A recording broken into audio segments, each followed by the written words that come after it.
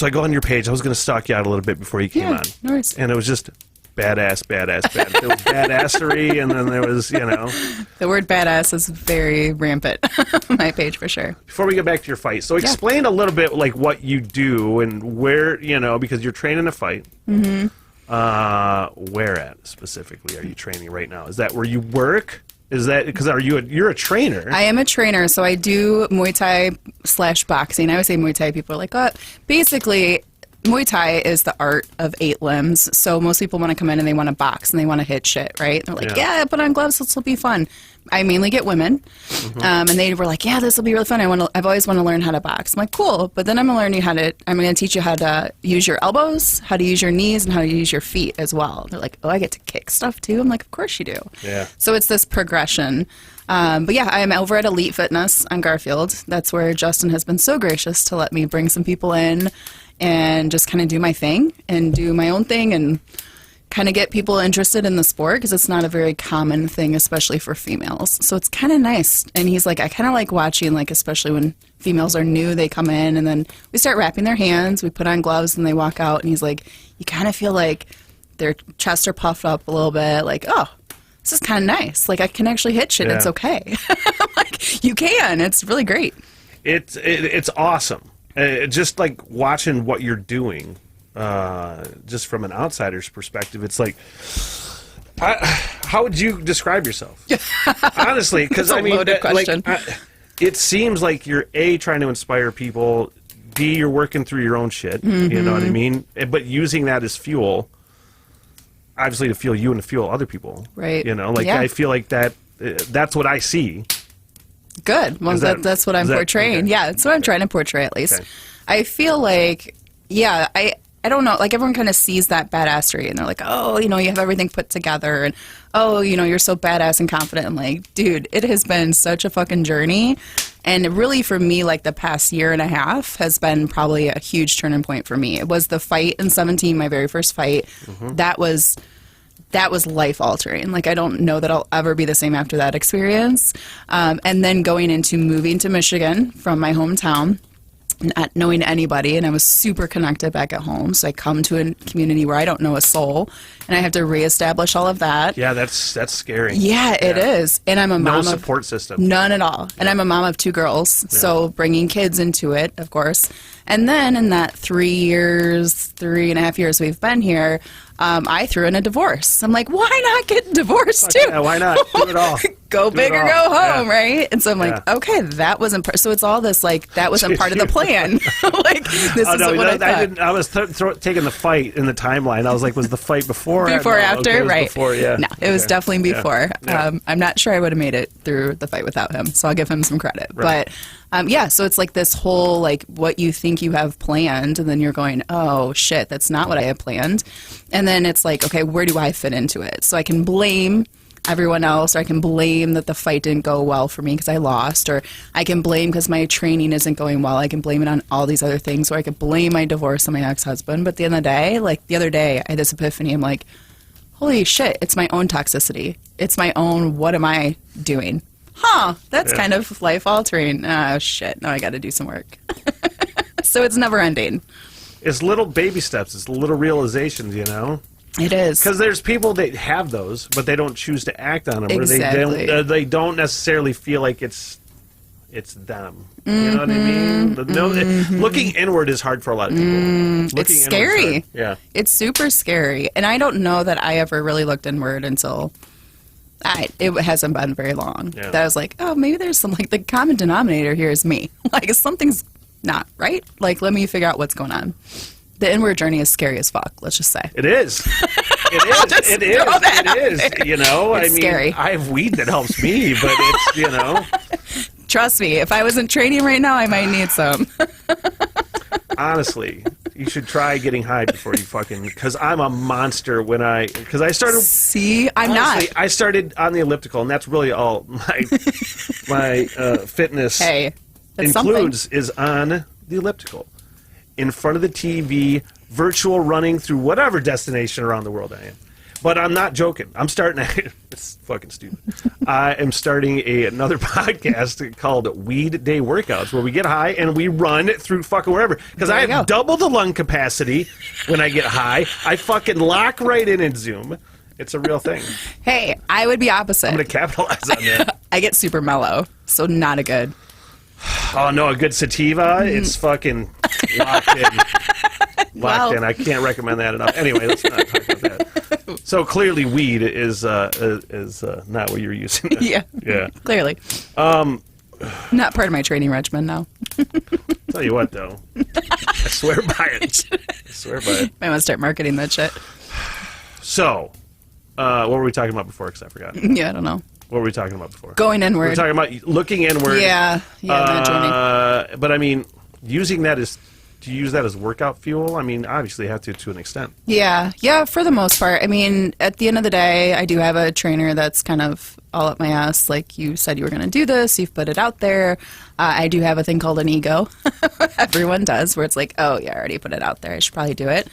And I only have so much time to train and prepare for a fight. And as I was telling you before, I don't even have an opponent yet. So that's kind of messing with my mind a little bit.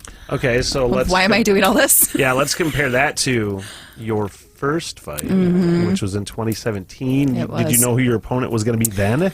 I did closer to it. So we didn't know. So you typically commit and then you train and get ready, and then they find an opponent, in the process. If they know you want to fight, they'll, work on finding an opponent for the show. We knew that when the show was, or when the fight night was.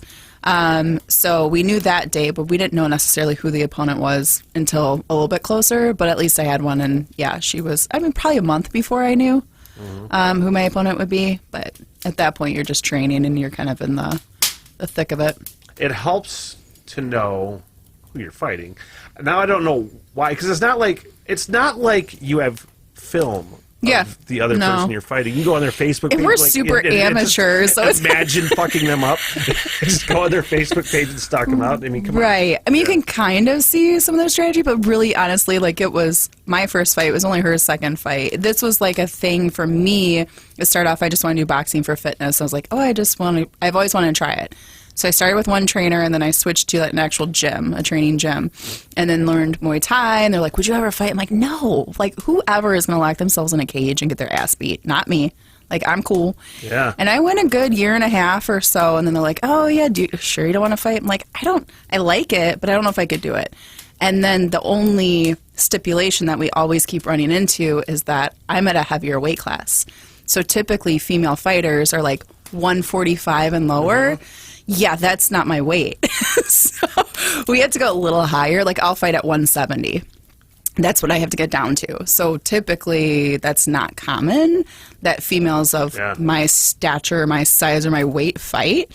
It's not a very common thing. So are you trying to go down in weight while you're training too? What are you trying to get down to? I have to go down to 170. Really? Yeah. Oh, you have to go down to 170. No shit. Yeah. There's a gentleman today at the gym. He's like, oh, you got 170, are you going up in weight? I'm like, dude, no, I walk at 195. This is not an easy cakewalk for me. I have 15 pounds to go in the next month. But last time I lost 15 pounds in a week. So in my head, I'm like, I can do it, but I'm trying not to go in that mindset. I just want to taper it off now. I'm fasting all this week, and I fucking hate it. I just started today, but I'm going to go through Friday. Yeah, it sucks, doesn't it? That's pretty much fight. You be ready for a fight come Friday. No, I did that. I was in the Army, and I fought. I had 3 fights. Oh, okay. It was like intramural. It was like intramural boxing. Right. Know? And that's pretty much what ours is. Yeah, and I won one, I lost one, and I drew one. The last one, I had my nose broke, head-butted. Oh. And I'm like, this is fucking stupid. I hated getting hit. I'm like, this is dumb. Why would I ever do this ever again? Again, right? But I'll tell you what, it is, as far as workouts go, you saw the bag when you came down, of course you did. But the heavy bag's out in the garage. Levi uses that quite a bit. And I was trying to talk him into, actually doing, fight training. Because that motherfucker, my brother Levi, who's my roommate, has just turned into a monster. Yeah. Just a monster.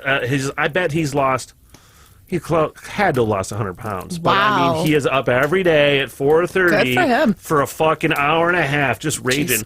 But I'm trying to talk him into fight training because I'm like, dude, Like, you have no idea, like, what good cardio is. Yeah, the discipline of it, too. Yeah, yeah. The discipline is what... And for me, I've always been an athlete, but I haven't been a super fitness guru. I mean, I've always been in that... I guess, area. Yeah. And so I was always like, oh, yeah, I'll do... And I'm built. I have broad shoulders. So we're like, do boxing. That'll be a good... I'm like, okay, cool. And then when I started learning Muay Thai and the fight training, I was like, my body doesn't move like this. It took me months to, like, be able to, like, even move. I'm not agile. Like, just learning a completely new sport was... Because I was a softball catcher. So we were taught to be big, solid, and you go side to side. That's about all they needed me to do. That's all the movement. Yeah, there was no... I was like, I need you to be 220 pounds. I'm pretty sure they didn't even, like, have you stretch as a catcher. They're like, no, just stay there. No, Don't pretty move. much stay there, and you just needed to be able to move side to side and stop the ball and stop people that were coming at you full run, but full sprint. But yeah, so just the challenge of something new was, and I was also in my 30s. I mean, I was 35 when I fought. I always joke that after the fight, you talk to your opponent like your best friends. You just beat the shit out of each other. And they're like, hey, cool, how are you? And we were talking about going to Vegas. And I was like, oh, I can't wait to go to Vegas. We're going in a couple weeks to celebrate. It'd be fun. She's like, I can't wait till I can go to Vegas. I'm like, well, why can't you go to Vegas? She's like, oh, I can, but I'm only 20. I'm like, I'm sorry, what? Like, I'm a 35-year-old mother of two. Did you win? I did not. Oh, man. But I was really excited for her. You got your ass kicked by a 20-year-old. I did. But then I was like, ooh, I'm still pretty badass. I mean, honestly, it could be a negative and then a positive. Yeah. I got my ass Hey, I lasted the whole 3 rounds, though. That's all. How long were the rounds? Only 2 minutes. That's not the longest bad. freaking 2 minutes of my life. Yeah. But they go like that, too, as you know, so. No, they don't, because... No, they don't. I think I did 2 2-minute rounds. All 3 fights were 2 2-minute rounds. I'm like, oh, my God. And I was in the Army. Like, I didn't train to box for months. It's like I don't know, I was in the Army, so I was in good shape. I ran fucking like the wind, whatever. But as far as training for fights, it was just you go in the gym and, the guys that I was training with, my squad leader, they weren't boxing experts. They weren't, but it was just a quick training thing. Right. And it was not like weeks long or months long or something like that. Yeah. So that makes a huge difference. Yeah, I remember. That's what I do miss being here. I mean, I don't have my old training gym, but we would go for hours every day, and they would just smash me up and send me home. And it was kind of a very humbling experience, let's say. Yeah, because those, I don't know, from what I've read, you see clips or whatever, fight training and that. They get their asses kicked. Trainers don't hold up. They don't take it easy on you. No, I do miss that aspect of it. As a woman, do you think trainers or sparring partners or whatever take it easy? Depends on who you... the pulling punches or... No? It depends. So when you first start, of course, no one's going to come. They're not going to just throw you into spar right away. So you have to learn, obviously, the technical skills, all of that, which took a while for me. And then they eventually let you spar. And they don't go full force. I mean, they know if they're respectful. You have, some of the times you have those douchebags that come in like, oh, yeah. And then they see a girl and they're like, yeah, this is fun. And then they come. Those fucking guys usually clam up, though. They do. They talk big game, then like, oh, now what? I had one that did not, he just kept going at me. But the thing he didn't realize was he was training with me, and then right after me was my trainer. So he would watch me get my ass beat, and I would just be so frustrated. I'm like, all right, good luck. And I'd hand him over to my trainer. My trainer would just light him up. He's like, I got you. I'm like, I can't, physically. He was just a big dude. Yeah. He had a lot to prove. I'm like, they're like, you don't need to go so hard, whether it's her or any of the guys. And they do kind of go, I think, a little easy on you as a female. But then when you start punching back and they realize, oh, she ain't playing around, they didn't let up at all. Then it was full on. I was just their counterpart. It didn't matter. Even if you're not fighting, is Muay Thai basically when you're working out regularly, whatever your regular routine is, that you don't have a fight coming up. What is your normal routine? Are you normally fight training at all? No. So what happened is probably I'd say April, May. I had been working out regularly, of course. It's kind of a natural thing for me anymore. And I had gone to my trainer, and I'm like, I need something. I need something to focus on. I need something like a goal. I'm kind of I have something in mind. My ego and pride take over if I say I'm going to do it. I can't not do it for the most part. And I remember saying, like, I just need a good fitness challenge. Like, I need something. And naturally, fighting, because I remember back when I trained how much I enjoyed it, but how grueling it was for me. And I went to my trainer in Illinois, and I'm like, do you think you could get a fight? He's like, would you fight? Would you fight? I'm like, no, I don't think I'm ready physically. It's been a long year. It's been a tough year. And then something switched one day, and I'm like, let's do it. Let's schedule me. And then once I told Justin at Elite, he's like, oh, game is on. So it's been interesting. It's like pulling the trigger with life decisions or something. It's, I'm not ready yet, I'm not ready yet, I'm not ready yet. And then you make yourself say the fucking words in public to somebody else. Once I put on Facebook or said to anybody, or just said to Justin that day, and he was like, are you serious? I'm like, yep, let's do it. He was like, oh, fuck yes, let's go.